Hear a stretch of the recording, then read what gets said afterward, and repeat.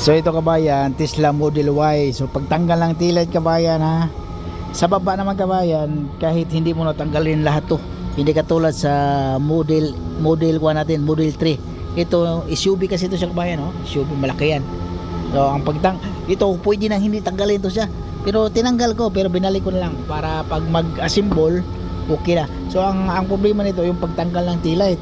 Kasi dito nga, parehas lang sila, clip dito. May bolt talaga dito yan. Sa Model 3, ganun din. Ang problema dito, yung ito, plastiko. Kailangan tanggalin mo yan, no, sa loob.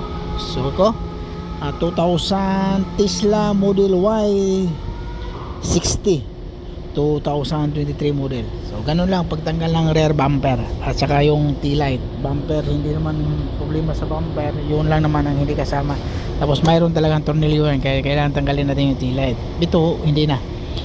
Kasi pinturahan natin to eh. Ito, sama to eh. Yan.